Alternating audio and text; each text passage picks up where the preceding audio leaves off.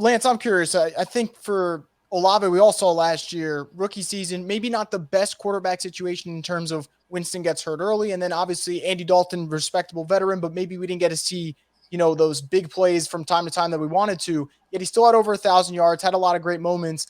What is, and I don't know if fair is the right question, because with a guy like him, if he takes that next step, who knows what the ceiling might be. When you think about that year two, what's a potential jump in your mind that he can feasibly make? Well, I mean, obviously, we're going to look first and foremost at stats. Okay, how do his stats measure up this year to last year?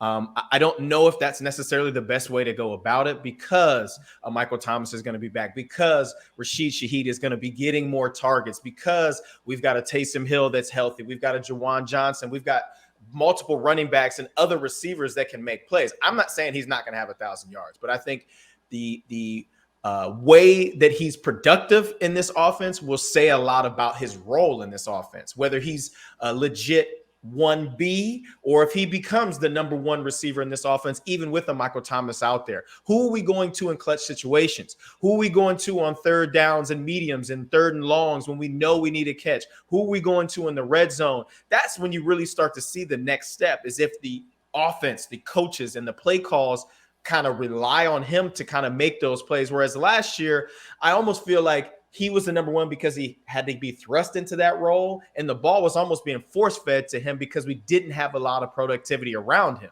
So, and kind of to touch a little bit on like the fact that people are wanting him to fill out, they're wanting him to bulk up. Well, he's tall and such a slightly built guy. Even if he puts on 10 pounds, you're probably not going to see it.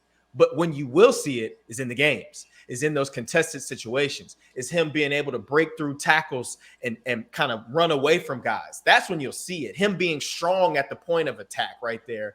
Whereas we didn't see a whole lot of that last year, when we saw the ball getting knocked out of his hands, or we saw him getting bumped just lightly and falling over after making catches. Like, that's when we'll see the physical progression with him.